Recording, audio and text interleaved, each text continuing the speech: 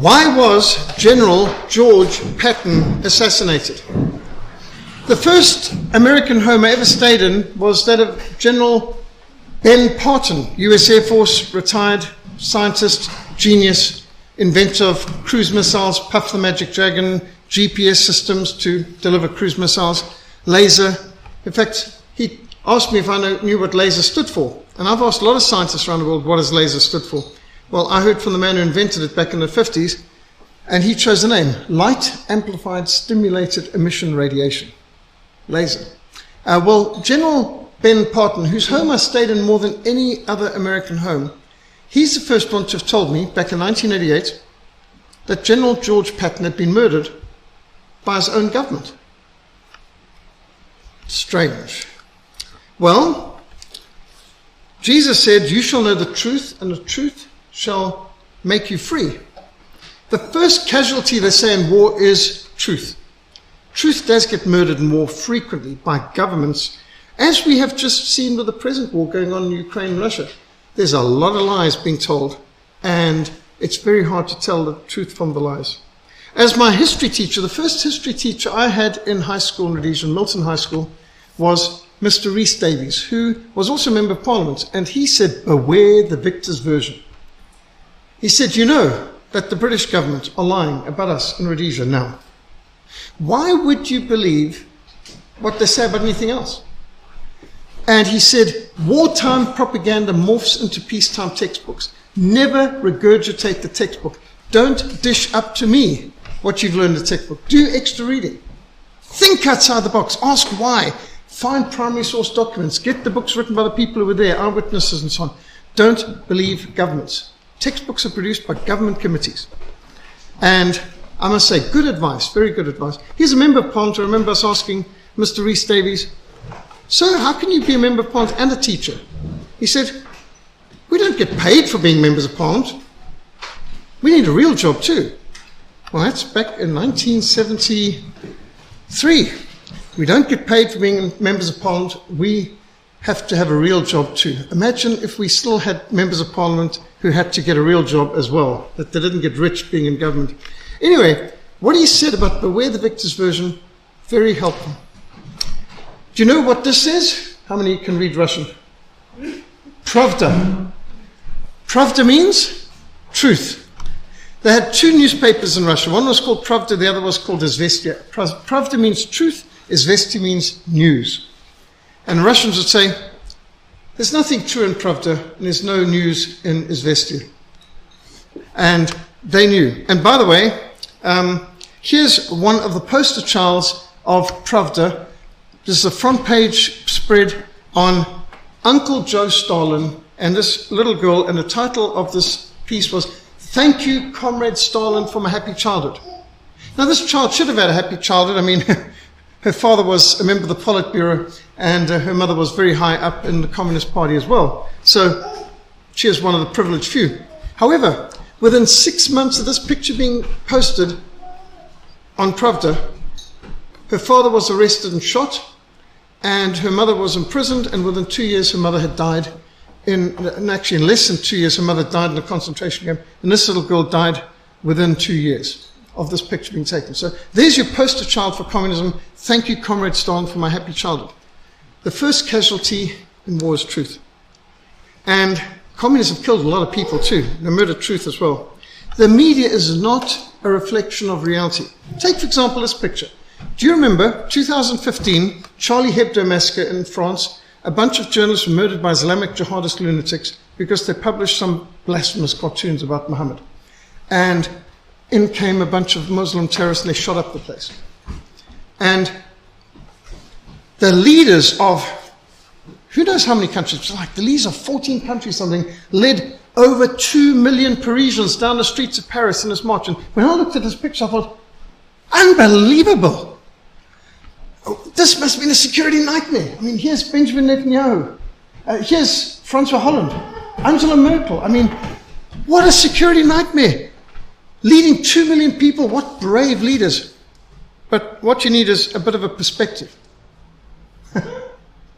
It's actually, maybe there were 2 million Parisians marching somewhere in Paris, but not in this street, and they weren't leading them. you can see the security all around. This is a photo op. Just by perspective, you get the impression, and when you're told 2 million people eating, but actually, it was just a photo op with a whole bunch of selected people. Look at this picture. Here's Barack Hussein Obama in Tanzania, in Dar es Salaam, and look where the cameraman is. He's crouching low. Why? To give the impression of this brave, courageous, popular American president walking amongst crowds of people spontaneously sporting American flags. And however, this perspective shows you it's only 3 deep. The people are all wearing the same clothes. And the security is all the way around them. These are obviously a select group. They've gone through metal detectors, they've been selected. They could be rent-a-crowd for all you know. But isn't this a completely misleading picture being set up? But I mean, that's reality out there. Karl Marx declared that the first battlefield is a rewriting of history. Have his disciples ever been super busy rewriting history? George Orwell wrote, in a time of universal deceit, telling the truth becomes a revolutionary act. So, tonight, General George Patton, one of the most colourful, controversial characters in modern military history. George S. Patton Jr. was born 11th of November. How about that? Born on 11th of November. I mean, how's that for a military date? 1885. His homeschooling consisted of classical literature. Young George Patton obviously grew up with a silver spoon in his mouth and was very privileged, came from a very rich, well-to-do family, and he was obviously very self-confident. In 1903, he went to the Virginia Military Academy, VMI, and the VMI, I've been there, I've actually spoken there too. This is prestigious. This is, in fact, the VMI are so proud, they say, we fired the first shots of the Civil War, which I don't know that that's something to be super happy about, but they're very proud that they fired the first shots of the Civil War. The Virginia Military Institute had students such as General Stonewall Jackson came through. I mean, a lot of great heroes.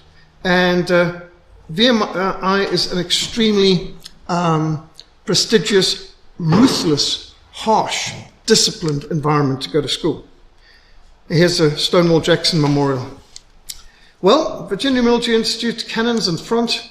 Patton was later, once he graduated from there, he went to the West Point Military Academy in 1904. Now, this is where everyone from General Custer to Robert E. Lee came through here.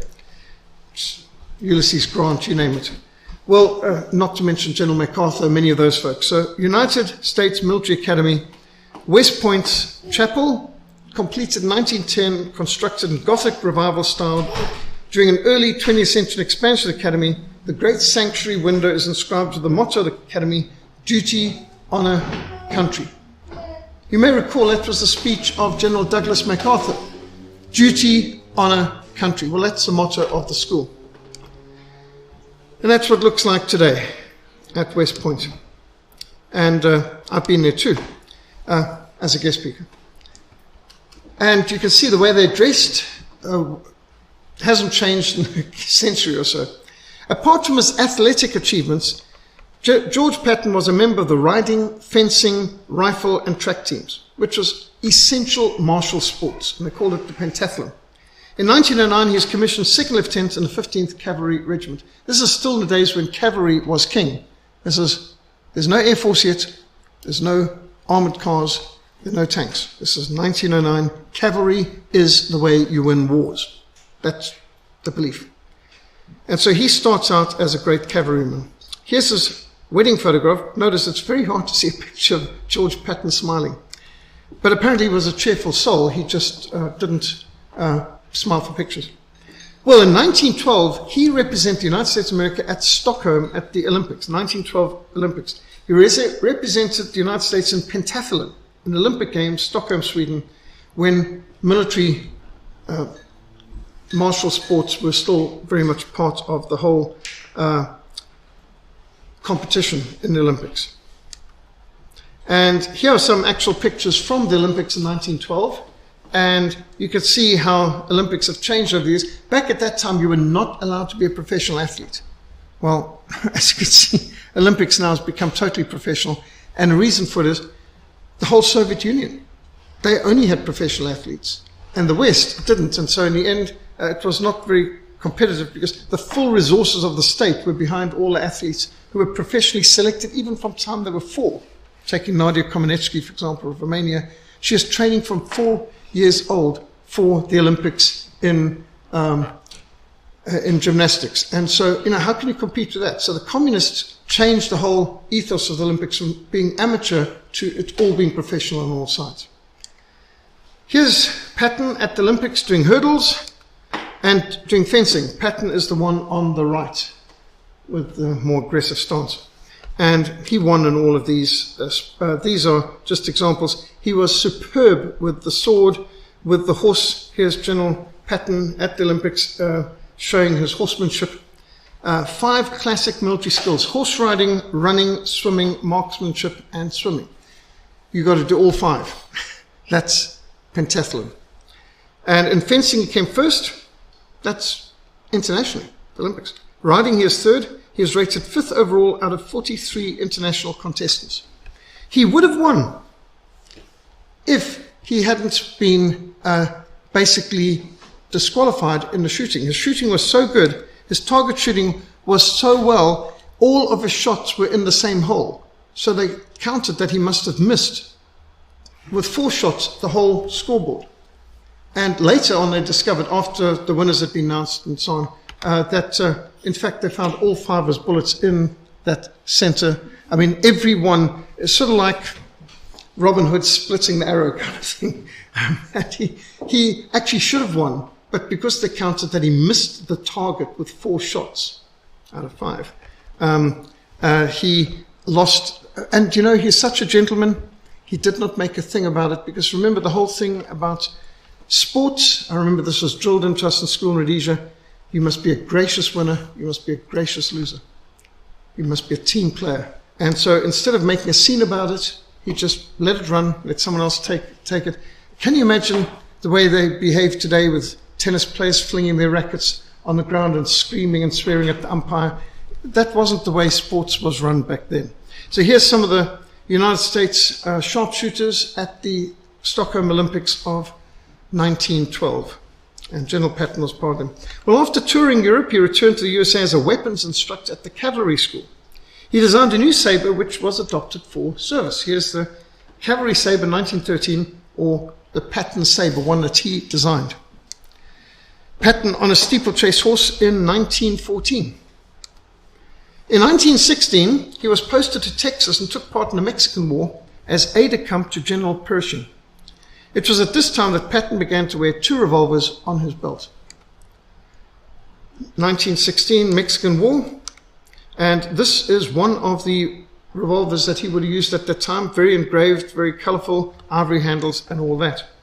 Well, Mexican revolutionary Pancho Villa was the target. Although Pancho Villa was a friend of the Americans as recently as 1913, here's General Pershing and Pancho Villa looking awfully friendly at Fort Bliss, no less, in Texas, just a few years before they declared war on Pancho Villa. So sort of like America going to war against Saddam Hussein, who had been their ally for so many years beforehand, or who was the dictator of Panama.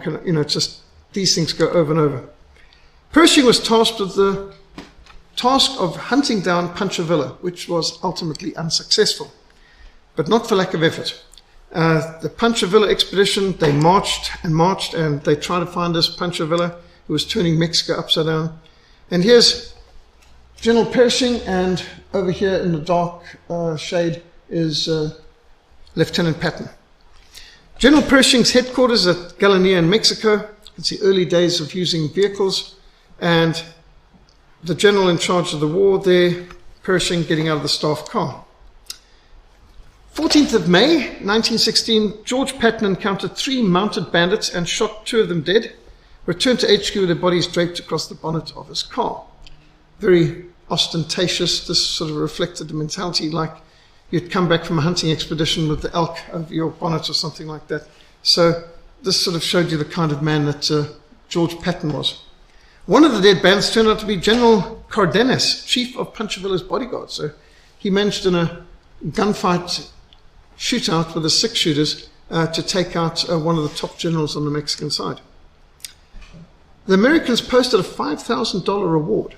This would be akin to $5 million today, the way money is inflated. But for getting hold of Pancho Villa and the $1,000 reward for any of these other accessories of the bandit. In May 1917, General Patton, Lieutenant Patton, sailed to France in command of General Pershing's headquarters detachment. Requesting a transfer to a combat unit, Patton was assigned by Pershing to establish the Tank Corps. Now, when Patton accepted the posting, he didn't join the Tank Corps. He was the Tank Corps. There was no one else in the Tank Corps, and they didn't have a single tank. The US didn't have any tanks at the time, so it was Lieutenant Patton who obtained the first two-man Renault tanks from the French, learned how to operate them, and trained other Americans in this new martial art. Now, he'd been a cavalryman his whole life, but he recognized the age of cavalry is coming to an end, the age of the tank is coming in. And he is the first American combat officer to seem to recognize it. Overcoming tremendous logistical complications. Remember, in the First World War, they were still needing to use horse-drawn carts for almost everything. In fact, the primary method of transport in the First World War, for 90% of every transport, was horse-drawn. Vehicle was less than 10%. That includes trains. Now a major, Patton managed to field 144 Renault tanks in the Battle of Saint-Mihiel, September 1918. Now, they must have had good intelligence or been phenomenally lucky, because the Germans had this salient. You know what a salient is? A salient is where you've got a bulge. Now you're exposed to fire from three sides. That's not tenable unless you can exploit it, rationalize it. You need to collapse your lines back to a shorter line of defense so that you're not as exposed. A salient is extremely dangerous over a long period of time. So the Germans planned to withdraw from the 12th of September. Now, either Americans intercepted the intelligence by radio eavesdropping, or they were just phenomenally lucky, but they happened to launch their attack at the very time that the German line was withdrawing. Of course, most of the news reports didn't put that in. It just was, look at all the ground we gained. Of course, it was a planned withdrawal anyway to rationalize the line, to shorten the line from the German perspective. Well, American troops going forward in the battle line in the forest of Argonne in Reynolds FT-17 tanks, which was the first tanks of the American Tank Corps. So between the 12th to the 15th of September, the American Expeditionary Force was involved in their first tank battle under the command of General Pershing, and the result was a victory, even though it was an easy victory because they were actually occupying territory that was being voluntarily withdrawn from. But nevertheless, this made great news in the papers in America. The Omaha Daily Bee, Saint-Mihiel salient falls. Of course, it came out later that that's exactly the way the German High Command had planned it, that they were withdrawing from the salient, but anyway. He was wounded in action, hospitalized for the last days of the war, much to his chagrin. Here's Patton as a temporary colonel at Camp Meade immediately after the war. During war, you can rise in the ranks quite quickly, but after the war, often they take your ranks away and you go back down because they don't need as many colonels, brigadiers, generals, and so on. So between the war years, Patton continued to pioneer the tank warfare in the US Army. And they had interesting kinds of uniforms at that time. You can see he's starting to wear a Colt 45 as well, although he really liked his .357 Magnum revolvers. Here's an order with very specific requirements to Smith & Wesson for a .357 Magnum revolver, exact length of barrel and front sight, and how to be sighted in, and what kind of hole to have, and what type of adapter. So Patton was very specific. He knew what he wanted, and he was very determined. And here's one of the pistols that he got from them with these famous ivory handles. And these are two that he would have worn throughout the Second World War, with GSP, short for George S. Patton, engraved on the ivory handles. Now, General Patton thought so highly of then General Erwin Rommel, later Field Marshal Erwin Rommel. He kept a copy of Rommel's book on infantry tactics near his bedside for nighttime reading, and also later when he brought out as The Tank in Attack. So Erwin Rommel was his inspiration and his model. And interestingly enough, my father told me that General Montgomery, under whom my father served for much of the war in the 8th Army, North Africa and Italy, that General Montgomery kept a picture of Urban Rommel on his bedside table in his tent. And I thought, that just sounded strange. But anyway, I mean, you know, something a father said that you can't forget. It's such a remarkable comment. Well, in 2014, I was invited to speak in England at the centenary of the outbreak of the First World War, and I went to the Imperial War Museum, and aside from the phenomenal exhibits on the ground floor to the First World War, including the Christmas truce, which the British had denied ever happened for generations and banned any discussion, they had full displays with pictures of the Christmas truce, which you were dead wrong if you're a liar and you're a traitor if you dared mention the Christmas truce for generations, but now it's just part of the Imperial War Museum exhibits. And on the second floor, they had an 8th Army exhibit, and there they had a recreation of Field Marshal Montgomery's tent with Urban Rommel's picture on the bedside table next to his stretcher. And thought, remarkable, exactly as my father said, and acknowledged by the Imperial War Museum. Strange things. Well, Rommel said famously, sweat saves blood, blood saves lives, brain saves both. My Old Testament professor at Baptist Theological Seminary, Dr. Fritz Haus, who was a veteran of the Africa Corps, he ran the 88 anti-aircraft guns, which generally shot aircraft out of the sky, but on other occasions was used against Allied tanks. And Fritz Haus was a dedicated Christian who ran a Bible study and prayer fellowship throughout the war, every night. And he told me that Urban Rommel frequently attended his Bible study when he was attached to his headquarters. And I said, did Urban Rommel know the Lord? He said, oh, he was born again. He loved the Lord. He feared the Lord for sure. And that explains what an honorable man he was, and why my father respected him higher than his own general. Well, General George Patton was recognized as the most ferocious general on the Allied side. American, British, any of them. I mean, there was no general to compare with George Patton on the Allied side. Known as the man who never lost a battle, the hero of North Africa, the hero of Sicily, Patton was temporarily relieved of command for slapping 2 uninjured privates convalescing in military hospitals. So after distinguishing himself in North Africa, he engaged in a contest against his arch-rival British General Bernard Law Montgomery. As the Germans said, you had 2 prima donnas competing with one another. There's a sense in which both Patton and Montgomery were prima donnas who played for the media in so many ways, and they were very flamboyant people. And in many ways, they were in heavy, heavy competition. And while they could smile for the cameras, there was not much love lost between those 2 men. And this was particularly seen during the Sicily campaign. In a race across Sicily to be first to take Messina, Patton took dangerous tactical chances and pushed his men to the limit. Visiting a field hospital in the crags of Sicily's central highlands, he went from stretcher to stretcher, encouraging the wounded soldiers being treated. Patton was a very emotional man. He really felt for his men. He really cared for his men. He felt deeply the loss of every one of them. He wrote personal letters to the parents of anyone or wife of anyone who died in combat with him. He then encountered a Private Charles Cool, who was sitting, apparently uninjured, on a stool. Why are you here? The general demanded. I guess I can't take it, sir. The general was furious. You coward, he bellowed. Leave this tent at once. And as Cool remained motionless, the general slapped him hard across the face with his gloves. He then lifted the man off the stool by the collar of his uniform, shoved him towards the exit, and kicked him in the rear. You hear me, you yellow bastard? You're going back to the front.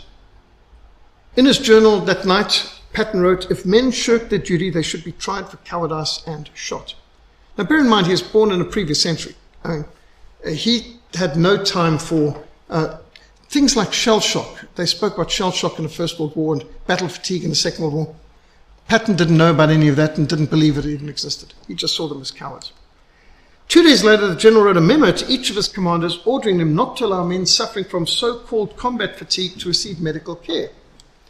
Such men are cowards, and they bring disgrace to their comrades, whom they heartlessly leave to endure the dangers of battle while they themselves use the hospital as a means of escape. You will see that such cases are not sent to the hospital. Now, General Patton did not know about post-traumatic stress syndrome and all this that we've got so many studies on these days. You can have normally courageous men who just after relentless bombardment can just crack. It does happen. It doesn't necessarily mean they're cowards, but these people he encountered probably were. But nevertheless, he was probably being a bit harsh in general, but there's not much doubt that the cases he was dealing with were shirkers, what we would call in the South African Army jippos. On the 10th of August 1943, Patton encountered a 21-year-old Private Paul Bennett, who was shaking from convulsions and in tears, but apparently uninjured, in a field hospital. "It's my nerves, sir. I can't stand the shelling anymore," he said. Patton roared, "Your nerves, hell? You're just a goddamn coward." As Bennett began sobbing, the general slapped him. "Shut up. I won't have these brave men here who've been shot see a yellow bastard sitting here crying." And the general hit him again. And Bennett's helmet fell to the floor. Sadly, there were journalists present to record all this. "You are a disgrace to the army. You're going back to the front to fight. You ought to be lined up against the wall and shot. In fact, I ought to shoot you right now." And Patton pulled out his ivory-handled revolver from his holster with his right hand, backhanded Bennett across the face, and the medical staff rushed in to intervene and ushered the private out of the tent for his own safety. I mean, everyone around there was shocked, but you can imagine an officer's not meant to hit an enlisted man. I mean, that's pretty serious abuse. It used to be common, but in the American Army in the Second World War, this was considered a crime. So when word had reached General Eisenhower, he wrote a stern rebuke to General Patton, who then personally apologized to both the soldiers and to the medical staff who had witnessed his actions.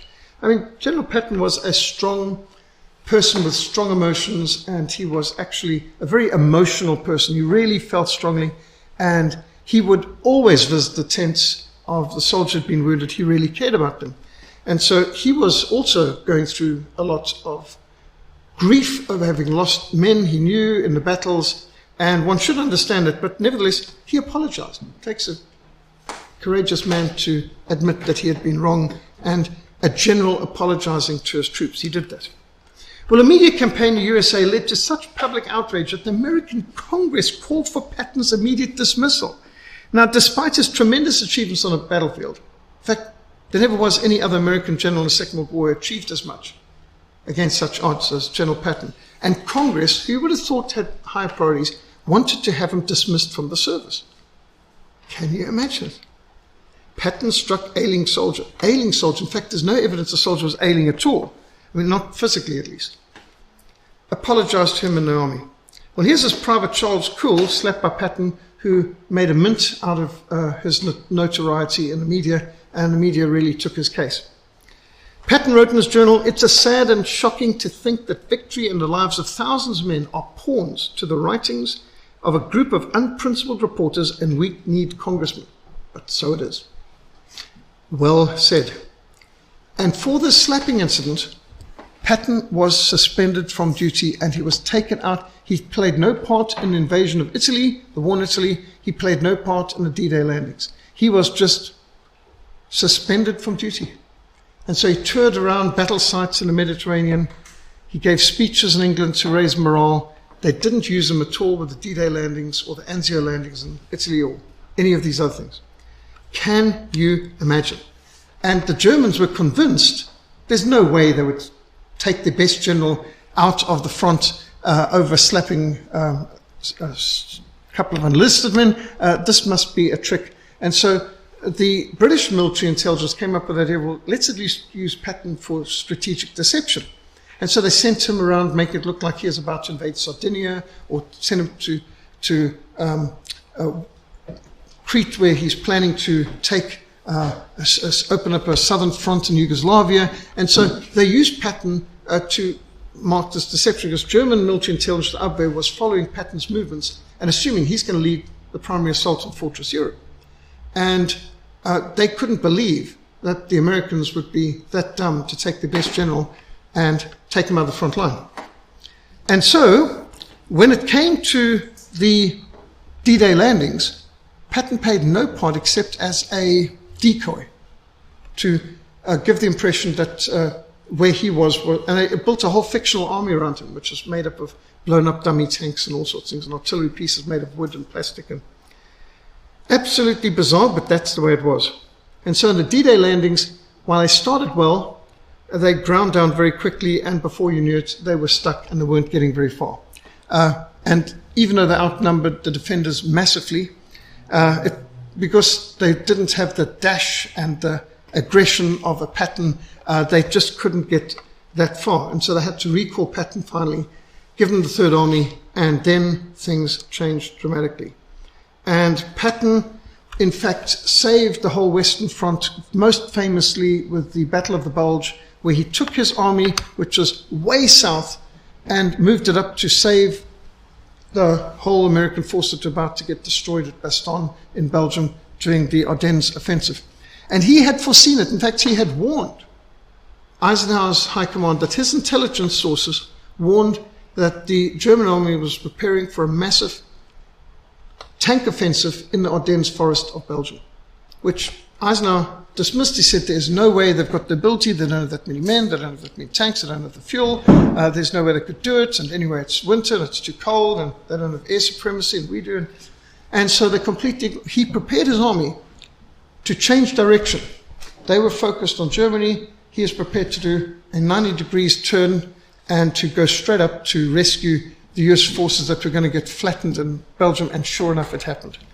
And Patton's Third Army did the most incredible feat of saving the US military from one of the most humiliating reverses and defeats they'd ever suffered, as the Battle of the Bulge initially was super successful, and Patton alone saved the day. And all American military historians say it's one of the most remarkable features in all of military history of the US, that he was able to take an army on such a phenomenal distance, march them something like 180 miles in the direction opposite from where they were traveling, and to engage them, that they came ready for battle, and it was very harsh winter conditions. And he saved the 101st Airborne, Bastogne, and a whole lot of other things too.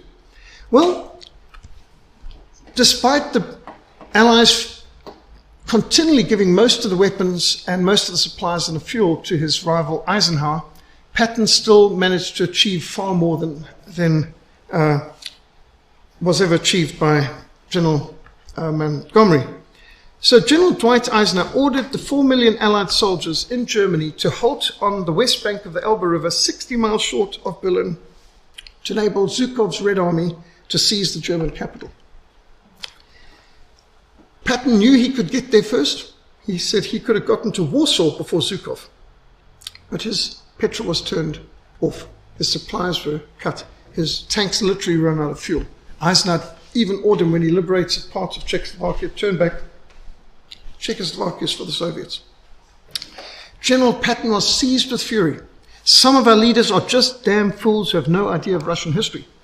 Hell, I doubt if they even knew that Russia, just less than 100 years ago, owned Finland, sucked the blood out of Poland, was using Siberia as a prison for its own people. How Stalin must have sneered when he got through with them at all those phony conferences, talking about Yalta and Tehran and so on. Letting the Russians take Berlin is folly, declared Patton. We should push on as far to the east as possible. We should not stop before Moscow. The Soviets maintained a stranglehold in Eastern Europe for the next 45 years. Patton was right. You let them in, they won't leave. They'll be there for the next generation or so. Millions of civilian refugees fleeing towards the American lines were turned back at bayonet point. Millions ended up as slave labor in Soviet concentration camps. That's people who fled from Eastern Europe, came to the West for freedom, were forced back at point of bayonet, back into the hands of the Soviets. Now, at this point, we should bring in Wild Bill Donovan. How many people know of Wild Bill Donovan? Founder of the OSS. Very important character. Franklin Delano Roosevelt turned to one of his classmates at Columbia Law School, Wild Bill Donovan, who was also Skull and Bones character and all of that, just like the Bushes, to establish the Office of Strategic Services, the OSS, which became the precursor to the CIA. The Wild Bill Donovan was a hardcore communist. The OSS did the dirty work of assassinations on FDR's instructions. Donovan ensured that Tito's communist partisans waged guerrilla warfare in Yugoslavia, received lavish quantities of American tanks, trucks, jeeps, hundreds of tons of armaments, ammunition, landmines, heavy machine guns, artillery, the works. Yugoslavia would never become communist without the help of SOE and OSS, who always backed the communist and never backed the anti-communist. And there were very strong anti-communist forces in Yugoslavia and all the other places. Here's Marshal Tito, far to the right, in Yugoslavia, May 1944. Tito was one of the most brutal communist dictators of all times. Personal friend of Donovan. Here's OSS agent Nick Lalick in the middle, with OSS radio operator Arthur Givlian kneeling before, with others in Pranjani, Yugoslavia, 1944. This undercover battle, led by Donovan and OSS, ensured that Eastern Europe fell into the hands of the Soviet Union. General Walter Bedell Smith wrote to Winston Churchill that Donovan was out of control, with a predilection for political intrigue. Donovan reported only to the President of the United States. He didn't have to report to the Chief of Staff. He is under no military authority. He went straight to the President. OSS was basically a terrorist operation. They did thousands of assassinations, tens of thousands of ambushes and landmines and sabotage. I mean, they were not a normal military operation at all. They did not take prisoners except to torture them and kill them later anyway. They were brutal. And so OSS training, they called these guys the Jedbas, and for photographs like Tonto and so on wearing their masks, and code training, and Wild Bill Donovan in the middle here, shown with members of OSS operational groups. These are the forerunners of US Special Operations Forces, Black Ops, and so on. And these people were the best friends the communists had in Red China and Yugoslavia and all throughout Eastern Europe. And they were the enemy of all real freedom-loving people. FDR authorized Donovan to set up the Central Intelligence Agency, CIA, which here you can see the site built in 1949. And would you believe it, what's on the floor at the entrance? The verse I start with tonight: you shall know the truth, and the truth will set you free. I don't think they'd know the truth if they stepped over it, which they do every time they go through the front door. Donovan had no moral or ethical qualms about dealing with communists. He channeled millions of dollars to the Chinese communists of Mao Zedong to fight against America's official ally, nationalist China, under General Chiang Kai-shek. And they did a lot of work to ensure that the communists gained China at the end of the war. They trained and equipped the Chinese guerrillas, and they sabotaged and betrayed the nationalists. Donovan operated a secret slush fund provided by Congress and its War Agencies Appropriations Act 1944. Donovan spent it any way he liked, without any regard to oversight or legality. The money was meant to cover far-flung spy and sabotage operations throughout Europe and America and Asia. Under the authority of FDR, Wild Bill ordered many political assassinations. On the 17th of April, Patton's single-engine L-5 Sentinel propeller plane was attacked head-on by a Spitfire bearing British Royal Air Force markings. Now, despite Patton's L-5 observation plane for the General being an unarmed American staff plane with American markings, the Spitfire fired the whole 9 yards. That's all the ammo they had in their wings. Traces flying past the sides of Patton's aircraft as his very capable pilot took evasive action. During the maneuvers, the British fighter plane crashed into the ground. The General was nagged by a question: was the Spitfire attack an accident, or was it a deliberate assassination attempt? Now, bear in mind, this was part of a flight of Spitfires which maintained altitude. One attacked him, but the British provided thousands of Spitfires to the Soviet Union. Could these have been Soviet-operated Spitfires with British markings in a deception operation, or were the British trying to assassinate them? It's more likely this was a Soviet attempt, but still, it's happened in the Western sector. Patton wrote, "Let us keep our boots polished, our bayonets sharpened, and present a picture of force and strength to the Soviets. This is the only language they understand. And respect. If you fail to do this, then I would say that you've lost the war." Even Field Marshal Montgomery agreed with Patton's assessment and ordered his troops to stack the Wehrmacht's rifles in such a way they could be easily redistributed should the British and Germans need to defend themselves against Soviet attack. So Patton and Montgomery saw the need in the prison camps to be prepared and keep enough armaments nearby that they could arm the prisoners if need be, if they needed to work together to defend themselves against the Soviet attack, which was a real threat. Army intelligence warned General Patton that his life was in danger from the NKVD. That's a precursor of what became the KGB. Marshal Stalin had ordered Patton to be assassinated. He was top of the list of priorities for the NKVD to assassinate. General Patton opposed the official American policy of forcing millions of former German soldiers to be sent to slave labor in the Soviet Union. These men should be used to rebuild their own country. Patton insisted, and the entire country had been bombed into rubble. They need to be rebuilding Germany, not going off to Russia and being abused on the way, which is against the Geneva Convention. You don't treat soldiers like that. The roads, the bridges, the plumbing systems all need to be rebuilt. 63 cities in Germany had been bombed into rubble.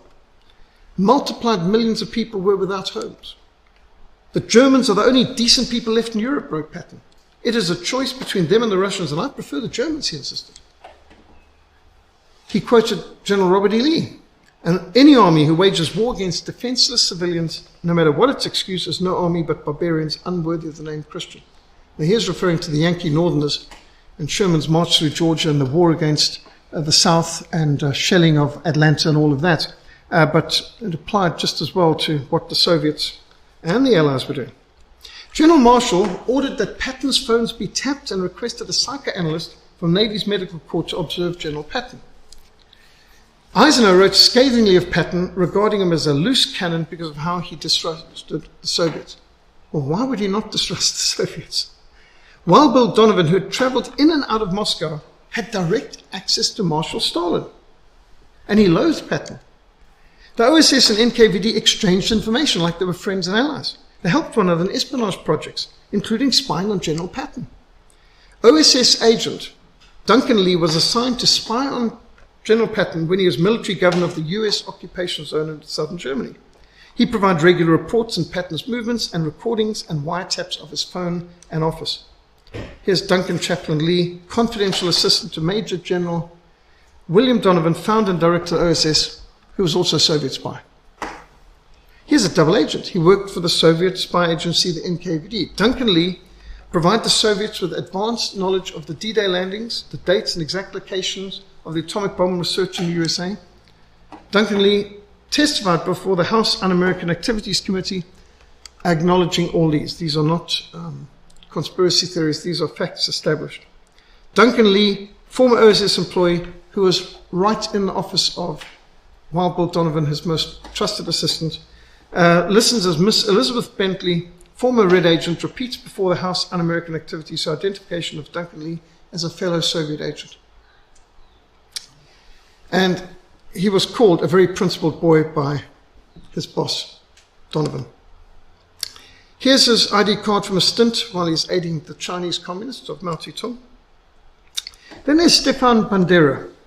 On the 16th of May 1945, Ukrainian nationalist leader Stepan Bandera defected to the Americans, informed Stefan Skubik of the US Army Counterintelligence Corps that Soviet High Command has been ordered by Marshal Stalin to kill US Army General George Patton.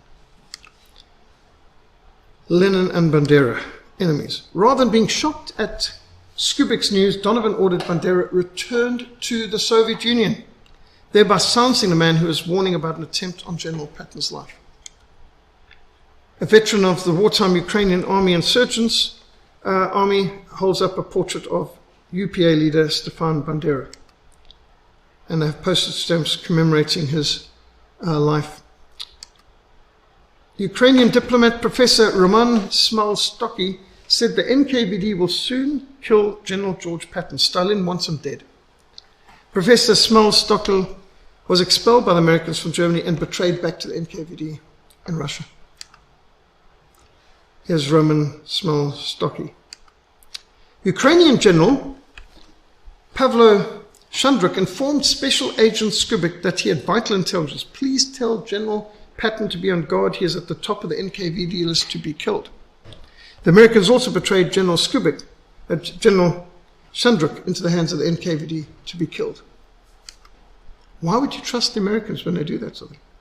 In Berlin, Patton learned that more than 20,000 American prisoners of war, these are American prisoners of war captured by the Germans, but in prison camps in the East that had been liberated by the Soviets. Not one of them was released. They fell into Soviet hands, and at the end of the war, they were being used as leverage in negotiations with the Allies.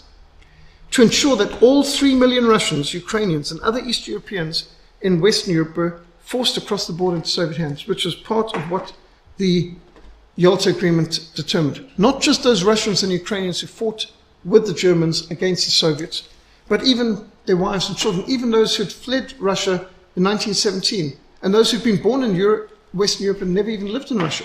They all had to be forced back into the hands of Stalin so he could murder them. The Russians denied the Americans and British access to the prisoner of war camps where their own men were being held. There's something like 22,000 American prisoners of war who were liberated by the Russians, died in the Soviet gulags because they wouldn't release them, because they were holding them as hostage. First thing they did, I heard this from Captain Red McDaniels, who himself was a prisoner for over 6 years in Vietnam, during the Vietnam War. He set up the American Missing in Action Committee. And General Red McDaniel said that at first the Soviets were saying, if you don't do this, that, and the other, like give us all 3 million Russians, Ukrainians, and their families back, we won't give you your prisoners back. Later they were having, if you don't do this, that, and the other, we'll let your people know that you've abandoned your own people, your 22,000 prisoners of war that we liberated, and that you've been playing games with them. So at first the Americans were doing what the Soviets wanted, to get their prisoners back, and later they were doing it to make sure the prisoners never got released, so that this scandal was never exposed. That bad. This is documented in the book, Kiss the Boys Goodbye. The Allied government suppressed the information that their men were being held hostage by their ally, Marshal Stalin.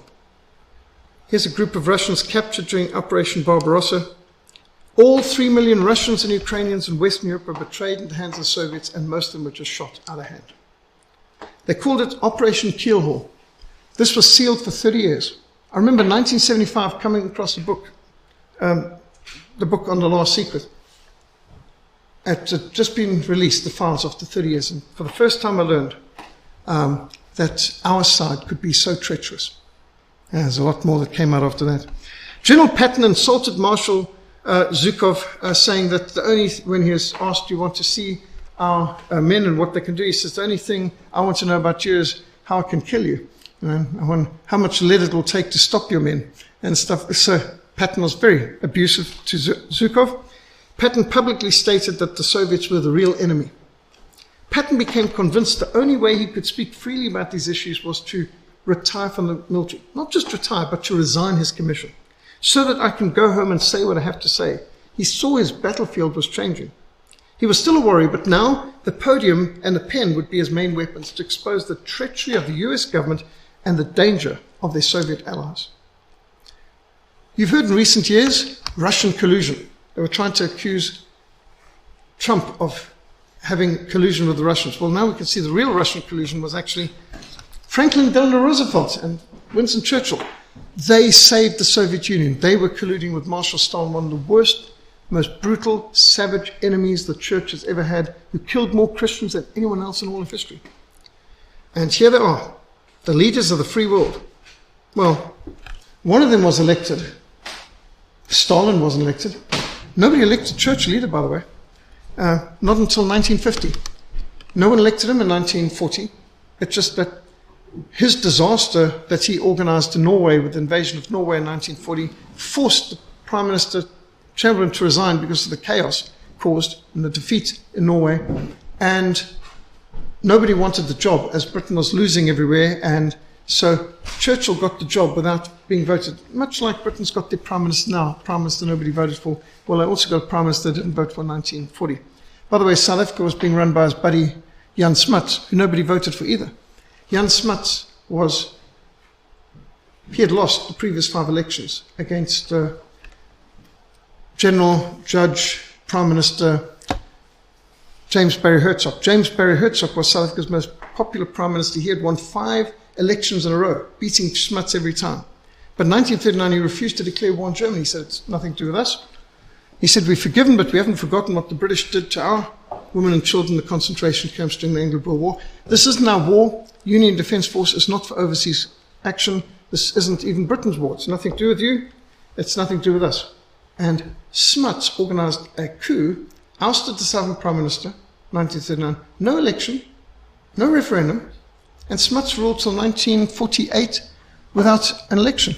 So much like Stalin and Churchill, unelected. So isn't that funny? We've got the democracies, where a whole lot of the heads of democracies, like General de Gaulle, who elected de Gaulle head of France.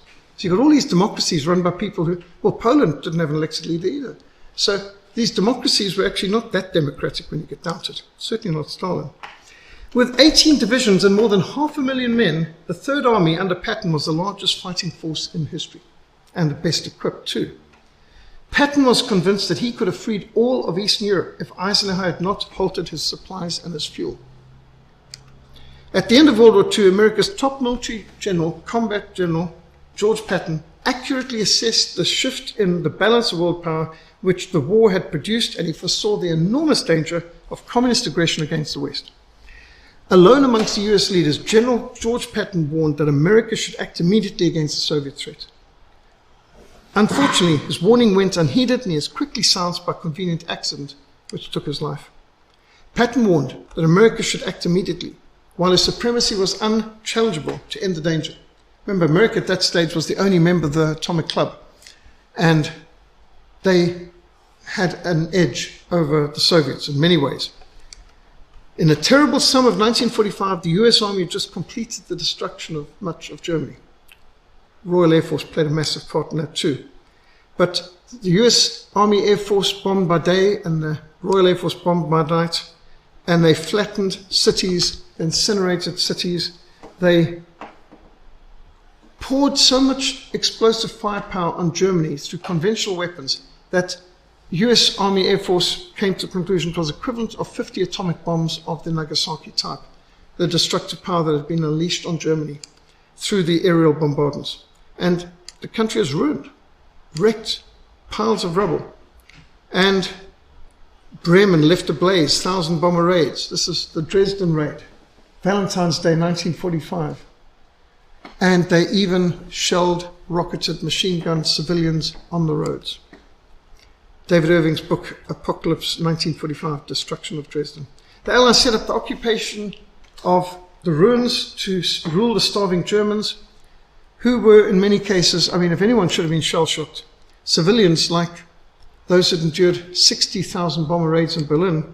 You can imagine how shell-shocked those people could be, and how many had lost loved ones, and how many graves, and of course they dealt out victor's justice to the vanquished. And now Patton was a military governor. Commander of the Third Army became military governor of the greater portion of the American occupation zone of Germany, southern Germany, Bavaria. It was only in the final days of the war and during his 10 years military governor of southern Germany, after he had gotten to know both the Germans and the gallant Soviet allies, that Patton's understanding of the true situation grew. His opinions changed dramatically. His diary and his letters were published by his daughters in 1974 by the Houghton Mifflin Company under the title The Patton Papers. They're sensational. In his diary and his many letters to his family, friends, various military colleagues, government officials, he expressed his new understandings and his apprehension for the future. Several months before the end of the war, General Patton began to recognize a fearful danger to the West posed by the Soviet Union. He had bitterly disagreed with the orders that he had been given to hold back his army and wait for the Red Army to occupy vast stretches of German, Czech, Romanian, Hungarian, Yugoslav territory, which the Americans could have easily taken. They had better logistics, they had better supplies, and they were supplying the Soviets anyway. The Soviets wouldn't have been able to do almost anything they did without the vast amount, the billions and trillions of dollars of weaponry, trucks, and everything else that was sent through to the Soviet Union. But Stalin and Churchill here, I mean, honestly, it looks like these guys are pals. It's unthinkable that somebody who was so embodied the West and somebody who embodied Soviet communist mass murder could have been pals. And in Eastern Europe, Yalta is a swear word. As I began my ministry behind the Iron Curtain, 1980s, and then with my parents-in-law and Lenora going behind the Iron Curtain, nobody in Eastern Europe had a good opinion about the Second World War or the Allies. You betrayed us. What do you mean we betrayed you? We're your allies. You betrayed us. What do you mean? We never got any freedom or peace or democracy. You betrayed us in the hands of Stalin. What do you mean we betrayed you? Well, the Americans, the British. I suppose even the Rhodesian South Africans, we were part of it in a sense. I mean, we thought we were fighting for freedom and democracy and Christian civilization, said Ian Smith to me. We didn't realize we were actually saving the Soviet Union. It would have been much better if we'd actually joined an Eastern Front to flatten the real enemy, Ian Smith said, to the Soviet Union. We would have saved Africa. And probably Europe too. And here you can see pals, Stalin, Churchill. Look at this propaganda garbage. The Soviet flag next to the Australian flag and the Taiwanese flag. And, well, that wasn't Taiwan, that was nationalist China at that stage. Britain, Norway, America, united. Well, this was what the price of Yeltsin was, betraying 150 million Christians behind the Iron Curtain. President Truman was part of this too.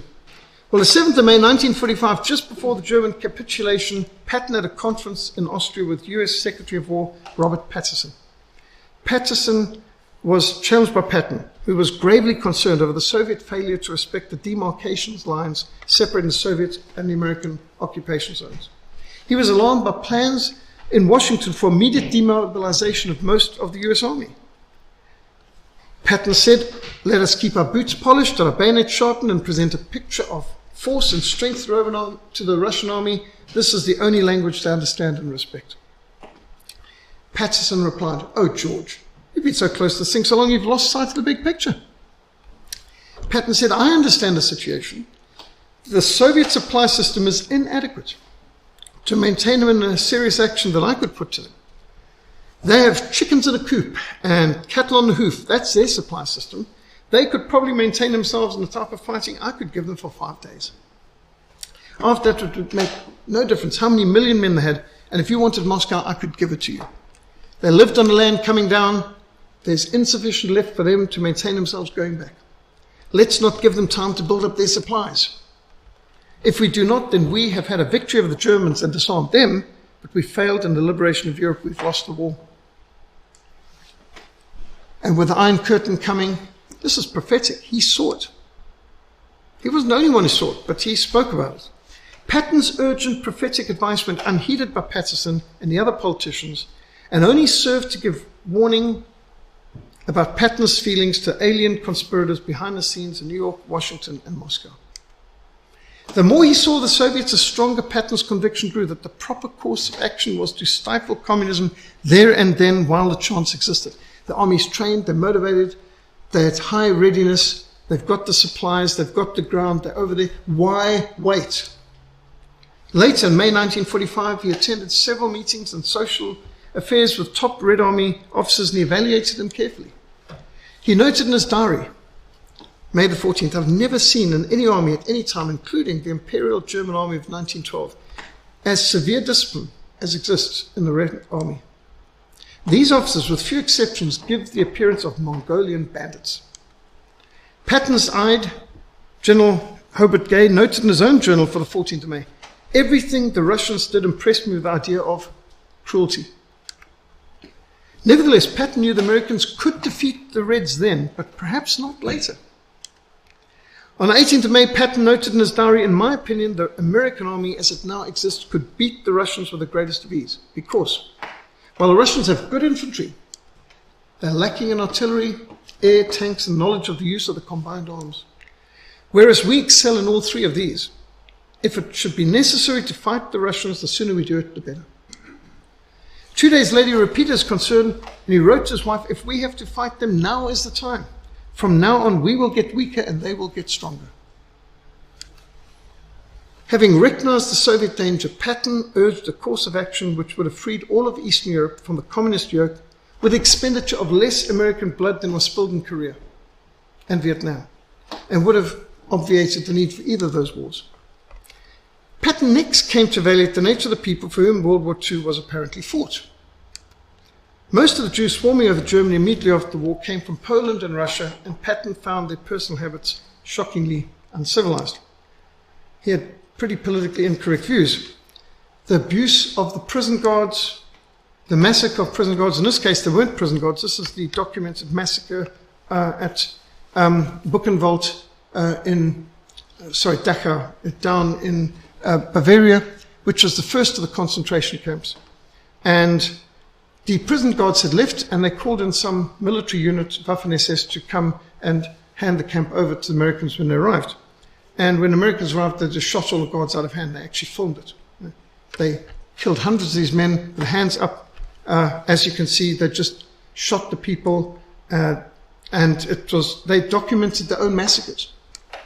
And he was disgusted by the behavior in the camps for the DPs, displaced persons, which the Americans built for them, and even more disgusted by the way they behaved when they were housed in German hospitals and private homes. He observed with horror, these people do not understand toilets and refuge. Use them except as repositories for cans, garbage, and refuse. They decline where practicable to use latrines, preferring to relieve themselves on the floor. He wrote in his diary of one DP camp, although a room existed, they were crowded together in an appalling extent. In practically every room, there's a pile of garbage in one corner, which is also used as a latrine. He said that we were only forced to desist from their nastiness and clean up the mess by the threat of butt ends of our rifles. Of course, I know the expression lost tribes of Israel, he wrote, applied to tribes which disappeared, not to the tribe of Judah from which the current SOBs are descended. However, it is my personal opinion, said Patton, this too is a lost tribe, lost to all decency. You can see why he was getting unpopular, making comments like this. Patton's initial impressions of the Jews was not improved when he attended a religious service at Eisenhower's insistence. His diary entry for September the 17th, 1945 reads, this happened to be the feast of Yom Kippur. So they all collected in a large wooden building which they called a synagogue. It behooved General Eisenhower to make a speech there. We entered the synagogue, which was packed with the greatest stinking bunch of humanity I've ever seen. When we got about halfway up, the head rabbi, who was dressed in a fur hat similar to that worn by Henry VIII of England, and a surplice heavily embroidered, very filthy, came down and met the general. The smell was so terrible I almost fainted. Actually, about 3 hours later, I lost my lunch as a result of remembering it. Now, these experiences and a great many others firmly convinced Patton that they were an especially unsavory variety of people and hardly deserving of all the official concern of the American government. Another September diary, from a demand from Washington that more German housing be turned over to Jews, he summed up his feelings. Evidently, the virus started by Morgenthau and Barak of a Semitic revenge against all Germans is still working. Harrison, U.S. State Department official, and his associates insist that they feel German civilians should be removed from their homes for the purpose of housing displaced persons. There are two errors in this assumption. First, when we remove an individual German, we punish an individual German, while a punishment is not intended for the individual. Furthermore, it's against my Anglo-Saxon conscience to remove a person from their house, which is a punishment without due process of law. He who justifies the wicked and he who condemns the just, both of them alike on abomination to the Lord. Proverbs 17:15. This is Ilra Ehrenberg, propaganda chief of Stalin. Title, Kill the German. Kill them all. Men, women, children, babies. Kill them all. Don't spare one. And on and on. I mean, it's the most hideous thing to read. And this was distributed to all Russian troops before they came in. And they were commanded to rape, murder, mutilate, torture. Now here you can see how the French treated people who they said had collaborated or fraternized with the enemy. And so the public, I mean, just look at the kind of sadistic delight of people as they shave these poor people's head bald and treat them abominably and just shockingly abuse these people because they had gone on dates with some occupation officers or something like that. Camps located between the American and Soviet zones were organized for refugees, political prisoners, prisoners of war, forced laborers, displaced persons. In the second place, Harrison is believed that displaced persons are a decent human being, which he is not. So Patton was horrified by the destruction of churches by the Red Army and just the horrific behavior. One of the strongest factors influencing General Patton's thinking on the conquered Germans was the behavior of the American-controlled news media towards him. At a press conference in Regensburg, Germany, May the 8th, 1945, immediately after Germany's surrender, Patton was asked whether he planned to treat captured SS troops different from other German prisoners of war. Remember, there was 1 million Waffen-SS who came from every country in Europe. Even at Swedish, Swiss, Spanish, South African, British. There's volunteers from all over, huge amounts from Netherlands and France and Norway, Sweden, Ukraine, Russia. Waffen-SS was a military force. They're not to be confused with the SS Totenkopf camp guards. The Waffen-SS were military. But anyway, so he said, no, SS means no more in Germany than being a Democrat in America. There's no reason for trying someone who's drafted into this outfit. With great reluctance, and only after repeated promptings from Eisenhower, did he throw German families out of their homes to make room for more than 1 million Jewish DPs, displaced persons. Part of, he said, the famous 6 million who had supposedly been gassed, but he balked when he ordered to blow up German factories, in accordance with the famous Morgenthau plan to destroy Germany's economic base forever. They were actually ordered, blow up all the industry, blow up all the factories. He wrote, I doubted the efficiency of blowing up factories, because the ends for which the factories are being blown up, that is to prevent Germany from preparing for war, which it had already been bombed to pieces anyway, can equally be attained through the destruction of the machinery. Well, the buildings can be used to house the thousands of homeless persons. Why blow up the buildings? Just remove the machinery. Similarly, he expressed his doubts to his military colleagues about the overwhelming emphasis being placed on the persecution of every German who had previously been a member of the National Socialist Party. In a letter to his wife, he wrote, I'm frankly opposed to this war criminal stuff. It's not cricket. It's Semitic. I'm also opposed to sending POWs to work as slaves in foreign lands like Russia, where many will be starved to death in the gulags. And these prisoners of war weren't just prisoners captured by the Russians. In many cases, these are German prisoners who were captured by the Americans, shipped over to Russia to work as slaves. They shipped some to France to be used as slaves in France. They weren't treated as badly as those who shipped to Russia, but they were treated badly. And then there were millions of Germans displaced from their homes in the Caucasus, in the Volga, in Russia, all throughout the Crimea, millions and millions and millions evicted from their homes, their farms. Some of them had been there since Catherine the Great, hundreds of years, forced away from their homes. Millions died in these forced removals. And here's just some pictures of German refugees from East Prussia fleeing the Red Army. And absolutely tragic how so many people lost their homes and lost their lives. Nearly half of the refugees died of cold, starvation, disease. It was one of the harshest winters in Europe's memory. And of course, labor camps in the Soviet Union were Arctic hellholes where millions went and only a few tens of thousands came back. In fact, vastly more German soldiers died after the war in prison camps than died in combat during 6 years of the war. And of course, civilians too.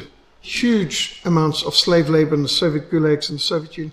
And of course, this offended Patton in the sense of fair play, and he understood the communists are the real enemy and the Soviets are the enemy of freedom, of Christianity.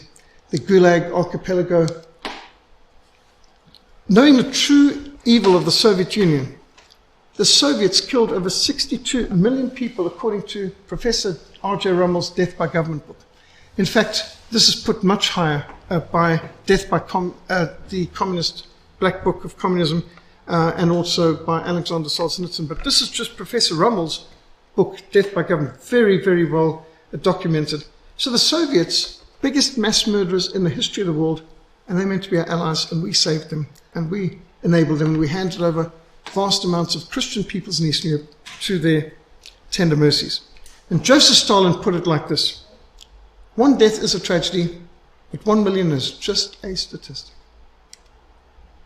Communism killed at least 100 million people in the 20th century. In fact, there's a lot more. We've got the stats. But isn't it interesting? Communism being praised in so many universities, and it's got the worst track record of any political system in the history of the world. And these poor people displaced at the end of the war, absolute tragedies. The war itself was a tragedy, but the aftermath of the war was another tragedy, especially in Eastern Europe. And those poor people just starved to death, brutalized, eating out of dustbins, and this was deliberate policy, absolutely horrific. Despite his disagreement with official policy, Patton did, as a soldier, have to follow the rules laid down by Morgenthau and others back in Washington as closely as his conscience could allow. But he tried to moderate the effect, and this brought him into increasing conflict with Eisenhower, who's overall in command, supreme commander, and other politically ambitious generals. In another letter to his wife, he commented, "I've been at Frankfurt for a civil government conference. If what we're doing to the Germans is liberty, then give me death. I can't see how Americans can sink so low."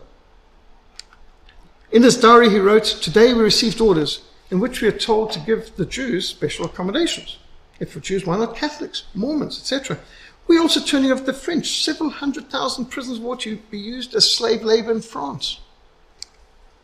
It's amusing to recall that we fought a revolution in defiance of the rights of man, in defense of the rights of man, and a civil war to abolish slavery. Now we've gone back on both principles. It is an abomination for kings to go with wickedness, for a throne to be established by righteousness.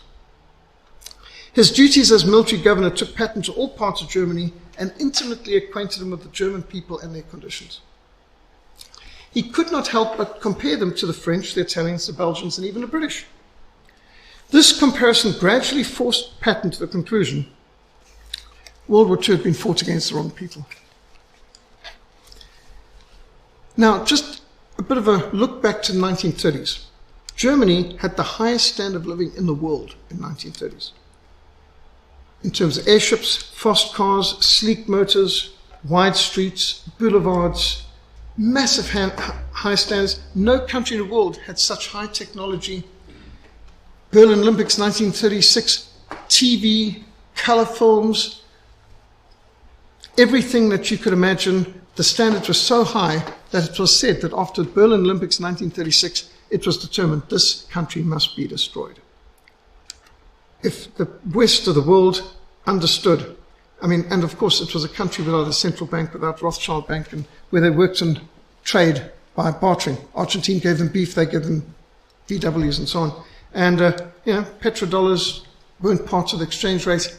And there was this real anger and desire, no matter what, we've got to destroy this country. And after a visit to ruined Berlin, he wrote to his wife, and these are pictures immediately after the war. This is what Berlin looked like. The biggest rubbish heap in the world, biggest pile of rubble, ruined lives, wrecked civilization, gruesome harvest, crimes and mercies. James Buck of Canada wrote this book on the fate of German civilians under Allied occupation 1944 to 1950, where he again recounted more civilians died after the war than during the war from the bombings by deliberate starvation tactics. Berlin gave me the blues. We have destroyed a good race and we're about to replace them with Mongolian savages. All of Europe will become communist. It said for the first week after they took Berlin, all the women who ran were shot and those who did not run were raped. I could have taken Berlin instead of the Soviets had I been allowed. Should you help the wicked and love those who hate the Lord? Therefore the wrath of the Lord is upon you.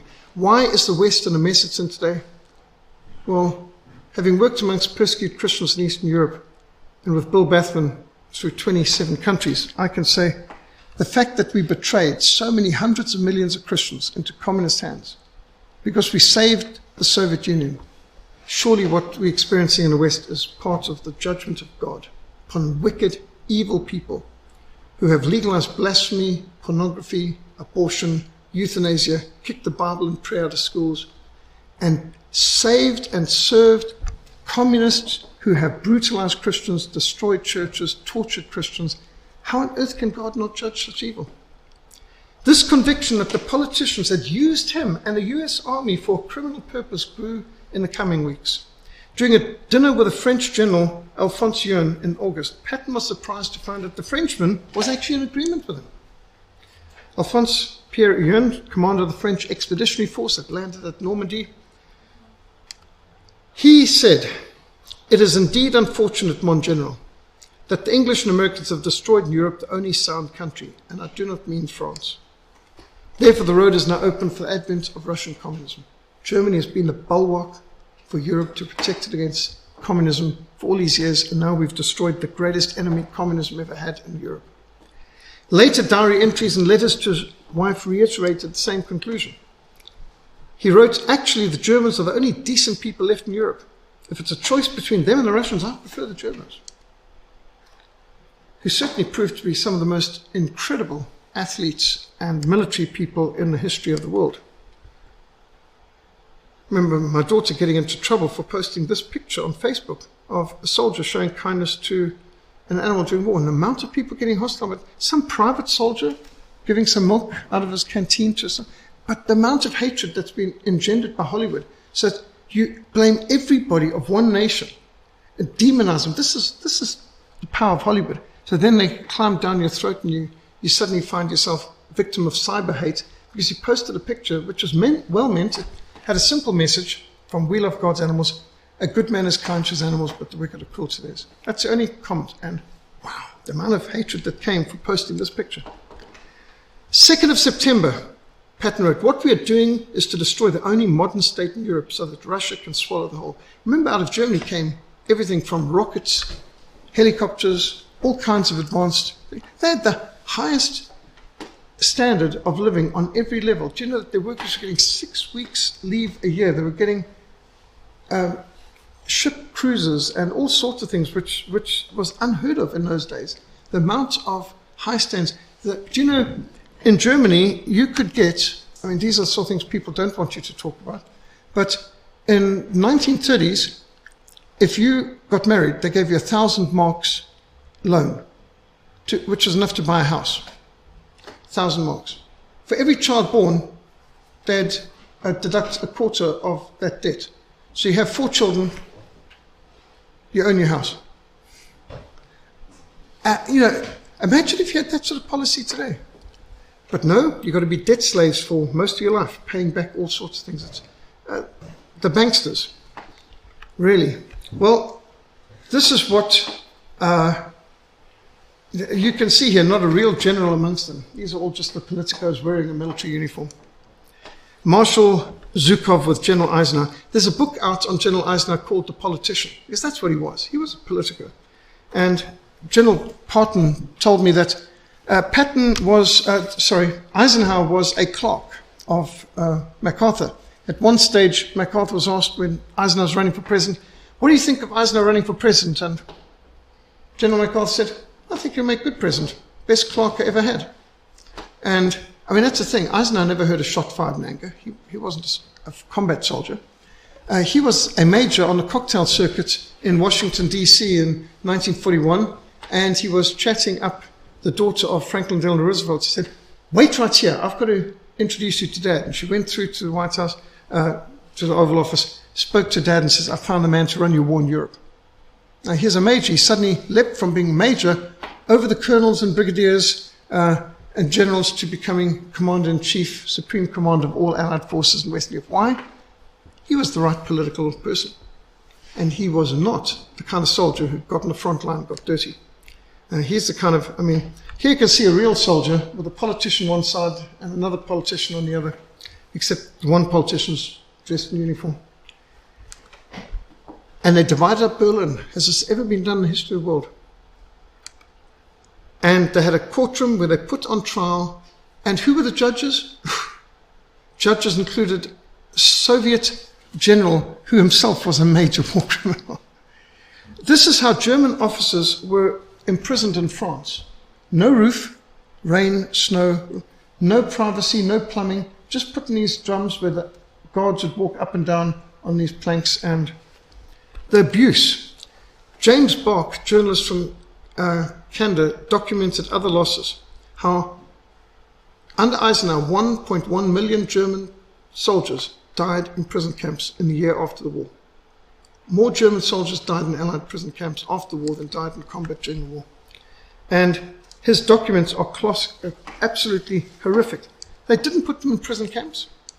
They put them in open fields, what they called the Rhineland fields, and they just put barbed wire around, didn't give them any equipment, didn't feed them, let them starve to death, machine gunned everyone who tried to get away. They died of thirst while there's a Rhine River flowing nearby. They shot civilians who tried to bring them food. They forbade the Red Cross from Switzerland bringing millions of food packages. Switzerland had 12 million food packages for the people in Germany during the aftermath of the war, during the worst winter. Allies would not allow them to distribute the food packages, refused. They wanted Germany to lose a few million people. of starvation during the cold winter, and Eisenhower's camps killed 1.1 million German soldiers after the war in prison camps like this. If you've seen The Great Escape and you've seen the quality of the prison camps that the Allies were put up in, and you compare it to this, and then there were prison guards who would just randomly shoot into the prison camps. There's many cases of this. Men who had never been in combat, just machine gunning into the prison camps and not getting tried for it because they just wanted to have the joy of having killed some Germans. Here's a women's camp, a men's camp, just separated by some barbed wire, totally open, no facilities, no tents, no food. People had to make holes in the ground, use some of their clothes to try and improvise. It was horrific. By the time the Morgenthau and media monopolists had decided Patton was incorrigible and he must be discredited. So they began a non-stop hounding of Patton in the press, a la Watergate, accusing him of being soft on Nazis, continually recalling an incident in which he had slapped a shirker 2 years previously during the Sicily campaign. A New York newspaper printed a completely false claim that when Patton had slapped a soldier, who turned out to have actually been Jewish, he had called him a yellow-bellied Jew, which is not true. He didn't even know, and it didn't matter what religion or background he was. He was crying in the tent and he wasn't injured. That was all that Patton saw.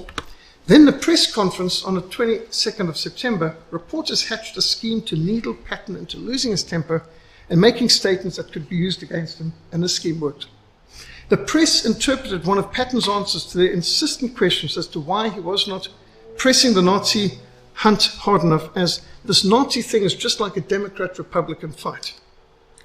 The New York Times headlined the quote, and other papers picked it up across America. And the unmistakable hatred which had been directed at him during the press conference finally opened Patton's eyes to what was afoot. Give a dog a bad name, you might as well hang him. Discredit him, and then you can assassinate him.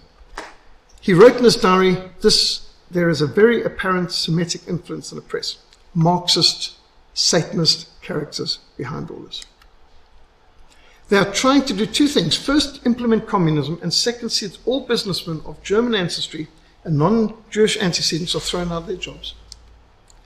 They have utterly lost the Anglo-Saxon concept of justice and feel that a man can be kicked out simply because somebody else says he's a Nazi. They were evidently quite shocked when I told them I would kick nobody out without a successful proof of guilt before a court of law. What a shocking idea. Another point which the press harped on was the fact that we were doing too much for the Germans. Instead of the DPs, most of which are Jews, he said, I could not give the answer to that one because the answer is that, in my opinion, and that of most non-political officers, it is vitally necessary for us to build up Germany now as a buffer state against Russia. In fact, I'm afraid we've waited too long. In a letter to his wife, he said, I'll probably be in the headlines before you get this. As the press is trying to quote me as being more interested in restoring order in Germany than catching Nazis. Unless we restore Germany, we will ensure that communism takes America. Eisenhower responded immediately to the press outcry against Patton and made the decision to relieve him of his duties as head of the Third Army and of military governor. And he kicked him outstairs and made him commander of the 15th Army, which is a paper army which had no soldiers. In a letter to his rights, he said he wasn't unhappy with his new assignment because I liked it much better than being a sort of executioner to the best race in Europe. He is now put in charge of writing a history of the war, basically. 15th Army was just a few people with typewriters, a couple of filing cabinets. He wrote a letter to a friend back in the States condemning the Morgenthau policy, which is basically to exterminate Germany, and against Eisenhower's behavior in the face of all these demands. The strong pro-Soviet bias in the press, the politicization, the corruption, the degradation, the demoralization of the US Army, these things, he saw the demoralization of the US Army as a deliberate goal of America's enemies. I have been just as furious as you at the compilation of lies which the communist and Semitic elements of our government have leveled against me and practically every other commander. In my opinion, it's a deliberate attempt to alienate the soldiers' vote from the commanders, because the communists know that the soldiers are not communist. They fear what 11 million votes of veterans will do. Imagine 11 million soldiers returning. And this is the interesting thing. Do you know that when the soldiers returned from Europe to South Africa and to America, crime went down Do you know the South African Army was selling the now antique weapons of bolt-action rifles? You could buy a bolt-action 303 for R2, and they'd throw in a case of ammunition free. And with our countries being flooded with weapons, captured weapons, souvenirs, and surplus weapons being sold to the civilians, crime went down, violence plummeted. 11 million soldiers returned home to America, hundreds of thousands of South Africa, and crime went down. What does that tell you? I should not start a limited counterattack, which would be contrary to my military theories, said Patton, but I should wait till I can start an all-out offensive. Here's speaking to Omar Bradley. Here's Dwight Eisenhower with his forces and Omar Bradley to the far left. Here's Omar Bradley pinning the bronze cluster on the lapel of General George Patton. 22nd of October, he wrote a long letter back to Major General James Harbord back in the US. He bitterly condemned the Morgenthau policy and all the corruption that was going on there. Now, Morgenthau was the Secretary of the Treasury, top advisor to President Roosevelt, and a communist. Morgenthau was the author of the infamous Morgenthau Plan to wipe out the German people, seen the mass starvation of Germans from 1945 to 1950. Their plan. Absolutely disgusting. He saw the demoralization of the army as a deliberate goal of the enemies of the United States of America. And that it's deliberate, trying to alienate the soldiers from the commanders. And he said, when I finish this job, which should be around the first of the year, I shall resign, not retire, because if I retire, I'll still have a gag in my mouth. I should not start a limited counterattack, which is contrary to my military theories. I'll wait till I can start an all-out offensive. But unfortunately, his warnings went unheeded. He was quickly silenced by a convenient accident which took his life. The collision on 9th of December 1945 occurred when a 2.5-ton truck, which had been parked facing the general's car, roared into life and violently collided with the general's staff car. By suddenly and inexplicably careening directly into the opposite lane and into Patton's vehicle. There was no road that he could turn into. This was a deliberate turning a truck into the general's car. The actions of the truck driver seemed designed to intentionally injure or kill the general. Both the driver of the truck and the two passengers quickly vanished. No criminal charges were ever filed. No accountability was ever recorded. The official accident reports and key witnesses went missing. As we started tonight, you shall know the truth, and the truth shall set you free, which is written over the entrance to the Central Intelligence Agency in America. Despite General Patton's rank and fame as America's most audacious, successful combat general, there was no formal inquest, there's no official reports on the incident, and those reports that were there vanished. The military police who arrived on the scene of the car accident, Lieutenant Peter Babelas, treated the incident like a fender bender. Although Patton's driver testified the truck driver and the two passengers were drunk, Sergeant Robert Thompson's blood levels were never tested. He was never charged with driving under influence. Thompson's illegal possession of the signals truck also went unquestioned, despite the fact he is 60 miles north of his duty station with no apparent reason of being in Mannheim. Thompson's drunkenness, negligence, apparent larceny, using a truck that he had no right to, all went unquestioned. Numerous investigators and authors have attempted to find the official accident reports unsuccessfully.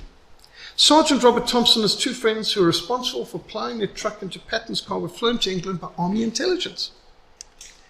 However, just 4 days after the collision, Thompson mysteriously reappeared in Germany, where he spoke to American journalist Howard Smith, claiming he was alone in the truck when it struck Patton's vehicle.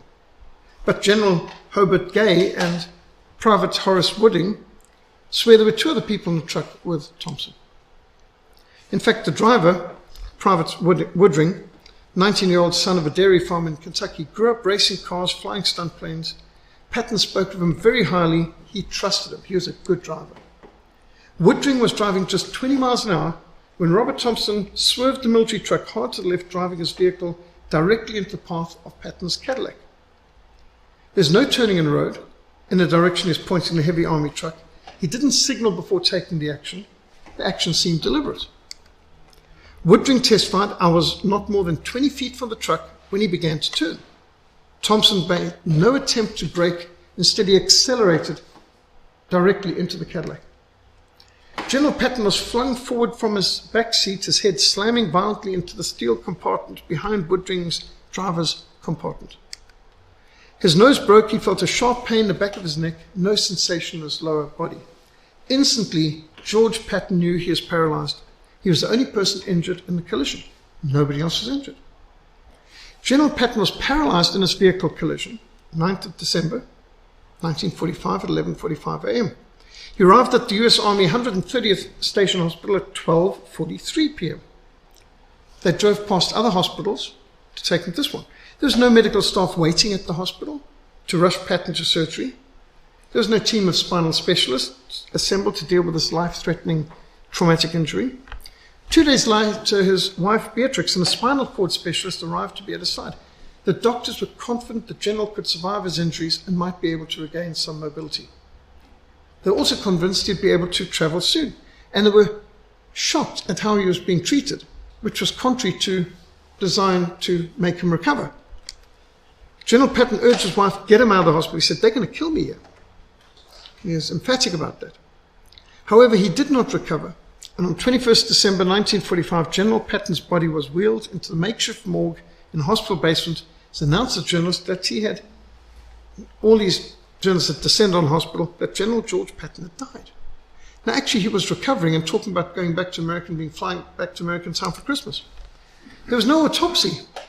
And although Beatrice wanted him buried at West Point, the army insisted he must be buried at the American Military Cemetery in Ham, Luxembourg. They couldn't get him in the ground quick enough. Neither General Dwight Eisenhower nor President Harry Truman attended the military funeral for General George Patton, America's most famous, successful combat general. These are just some of his medals. Here's the funeral for it. And look at all those empty rows, which are surely probably expecting the high command to turn up, who obviously did not. And this is the simple cross for General Patton, buried in Luxembourg. General S. Patton, Jr., General 3rd Army, came from California. George Patton had made many high-ranking enemies in Moscow, Berlin, London, Washington, D.C. Patton's fiery determination to speak the truth had made many powerful men squirm not only during the war but afterwards. His public statements praising the German army for their matchless skills as fighting men, while criticizing the Soviet Union as the real enemy of freedom, led some to see Patton as a threat to the New World Order. Here's a Red Army poster. It gives a nice impression, but that's not the reality. When you look at, this is from our board member, Patrick Johnson, who's the top missiologist in the world today, top statistician. Christians killed in the 20th century. Notice the biggest murderers of Christians has been the Soviet Union. Victims of Stalin's purge, especially in the 1930s.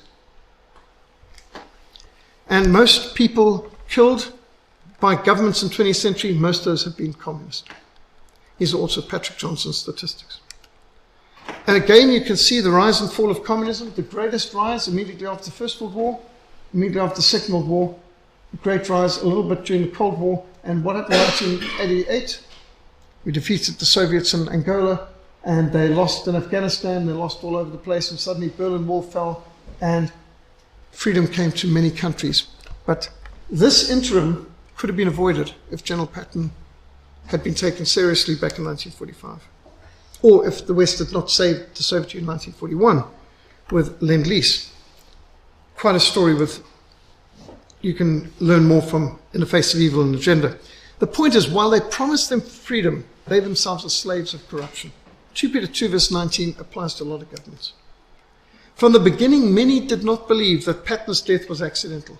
He had survived several remarkable accidents, including when his personal aircraft was almost shot down by a British Spitfire in April 1945. When he was flying this plane, which plainly does not look like, it's clear American markings, it's an unarmed plane. Why would a Spitfire try to shoot that down?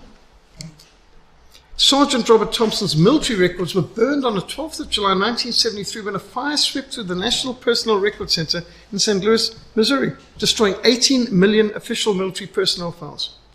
Lieutenant Bubler's accident report also disappeared. A 1953 request for a copy of the report received the official response noting, report of investigation is not on file. Casualty branch has no papers on file regarding the accident. There's no information on the accident in Patton's aide's, General Herbert Gay's personal file. The report organized by General Godfrey Keyes, Commander of the 7th Army, also went missing. In fact, the only report that remained in circulation was a document allegedly written in 1952, 7 years later, signed by Private Woodring, Patton's driver. However, when asked about this in 1979, Woodring swore he had never made such a statement. He'd never signed his name to it. He believed the paperwork was fabricated.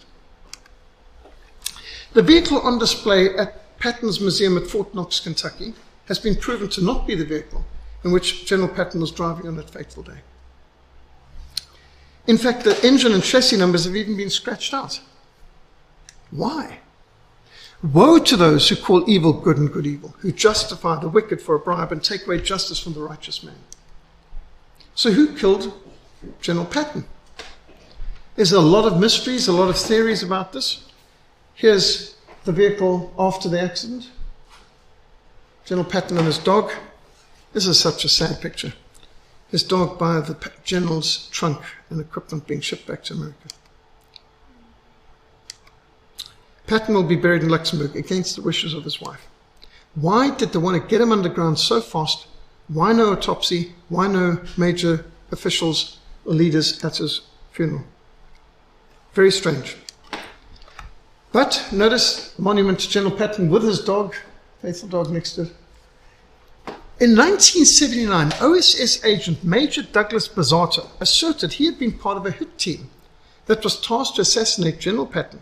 He had fired a low-velocity projectile on the back of the general's neck, basically an air rifle firing something like a bolt in order to snap the general's neck and cause paralysis. He had wedged the window down so that it could not be raised up, and he was hidden in a place where the accident would occur, so that as the accident occurred, he shot the general in the neck to break his neck, make it look like an accident. But because it wasn't a bullet, because it was a bolt lying on a ground or anywhere around there, would assume to be just something, broken glass and all that from the fender bender accident, nobody would really notice it. When Patton failed to die and showed signs of recovery, he was then murdered in hospital by Soviet NKVD agents who had the right kind of injections that they couldn't. And remember, there was no autopsy. Bazzato swore that Wild Bill Donovan, the head of the OSS, paid him $10,000 plus another $800 in expenses for his role in Patton's death. Now, Douglas Bazzato, who had left the army as a major in 1947, was awarded the Distinguished Service Cross, 4 Purple Hearts. You get a Purple Heart for being injured in battle. And Francis Croix de Guerre, with 2 palms, was later hired to work for the US government as special assistant to the Secretary of the Navy. And OSS agent Douglas Bazzato later wrote of his meeting at Claridge's Hotel in London with Wild Bill Donovan. Douglas, I do indeed have a problem. It's extreme disobedience of General George Patton and of his very serious disregard for orders for the common cause. Shall I kill him, sir? Bazzato asked. Yes, Douglas. You do exactly what you must. Now, Bazzato didn't say this to a author. He said this at an official meeting of all the JEDBAs, all the surviving OSS people gathered in Washington, D.C., hundreds of them, CIA and OSS people, at a meeting amongst his peers. And most of them believed him. Nobody seemed to disbelieve. It's one thing to just say this to one group, but he spoke it to the group who were his peers in the OSS. And they believed him. And he handed over all of his papers and so on to this author who produced the book, Target Patton, which I've read, by Robert Wilcox. He gave all of his files over there. And this is a real windfall for any journalist to get these kinds of papers. William Colby, a former OSS agent who went on to become head of the Central Intelligence Organization, praised Bazzato in his 1978 book entitled Honorable Men. From this building in Virginia. Here's the CIA headquarters in Virginia, also known as the Cloud. So, interesting, an OSS operative who was praised and highly decorated by the CIA, he said, I was assigned by the founder of the CIA, Donovan, to murder Patton. Now, some have come to recognize General Patton as the first casualty of the Cold War. Patton's insights and his convictions are considered a threat to the New World Order. Amos 5:15, hate evil, love good, establish justice in the gate. There are books and films that have come out on Patton, first victim of the Cold War, this one's called. Of course, the Patton film, George C. Scott's probably the most famous role, doesn't deal with his death, but deals with some of his life. Here's some quotes from Patton. We herd sheep, we drive cattle, we lead people. Lead me, follow me, or get out of my way. If anyone is thinking alike, somebody isn't thinking. So, he didn't like conformity.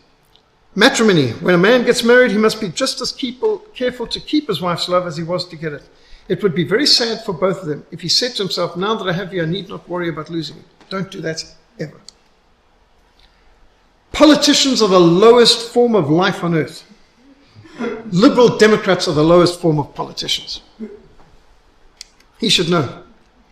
To me, it seems certain that the fatalistic teachings of Muhammad and the utter degradation of women is the outstanding cause for the arrested development of the Arab. He is exactly as he was around the year 700, while we have kept on developing. Talk about politically incorrect. A good plan, violently executed now, is better than a perfect plan executed next week. In military, that's true. By the way, this quote was on a billboard at 6 South African Infantry. We had lots of quotes from General Patton. No person ever won a war by dying for his country. He won it by making the other poor, dumb individual die for his. And that's one Patton quote. The test of success is not when you're on top. Success is how high you bounce when you hit the bottom. It's true. We can all fall, but how high will we bounce back? Moral courage is the most valuable and usually the most absent characteristic in men. Some men have physical courage, but very few have moral courage. No sane man is unafraid in battle, but discipline produces in him a form of vicarious courage. Yeah, courage isn't absence of fear. Courage is doing your duty in spite of your fear. Accept the challenges so that you can feel the exhilaration of victory. We promised the Europeans freedom. It would be worse than dishonorable not to see that they have it. This might mean war with the Russians, but what of it? If we have to fight them, now is the time. From now on, we will get weak and they will get stronger. As one filmmaker said, Patton was a genius of war, and he stands out as someone who went beyond knowing how to win battles tactically, but philosophically held the attitude of a leader. But he was a straight talker who couldn't play the political game, and he paid a high price for it. They killed him because he had politically incorrect views. General Patton was a prophetic voice during crucial moments of American history, offering a warning that had been otherwise silenced. In light of those who opposed Patton, enemies and allies alike, is it any wonder why 70 years later, many would still question his untimely death? Even today, his silence can be heard. This, by the way, was the prayer that his chaplain wrote that he handed out during the Battle of the Bulge. Almighty and most merciful Father, we humbly beseech thee of thy great goodness to restrain these immoderate rains with which we have had to contend. Grant us fair weather for battle. Graciously hearken to us as soldiers who call upon thee, that armed with thy power we may advance from victory to victory and crush the oppression and wickedness of our enemies and establish thy justice amongst men and nations.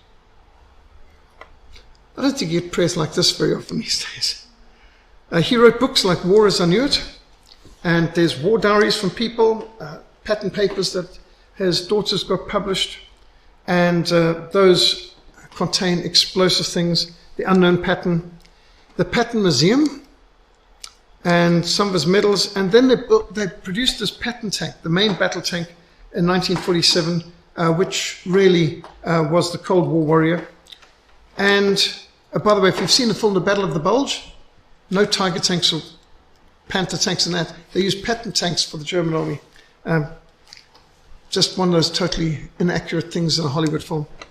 This film, Patton, is pretty good, although it decides to avoid all the controversy of his death. It doesn't even go there at the end of the war. And it's a well-made film. Target Pattern is the book that inspired a lot of what I presented tonight, but I used other sources too.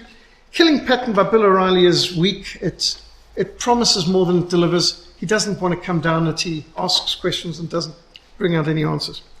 Silence Patton is a film that was planned to bring out, and then it just disappeared with the filmmaker. And other books that also look behind the scenes at this, that try to make sense of the chaos of what's happened in the Second World War, saving the Soviet Union and so on. The Secret War was one of the most incredible books I read, of the unsealed materials that had been sealed for 70 years. When it came out, GCHQ, Enigma Code. And as generals have written in the front of this book, said this requires all history books, Second World War, to be rewritten. And to be honest, so does Hess, Hitler, and Churchill, the real turning point of the Second World War. And so does Churchill, Hitler, and the Unnecessary War, how Britain lost his empire and the West lost the world. I've read all these books, and I must say, these books change one's perspective on everything to do with the Second World War.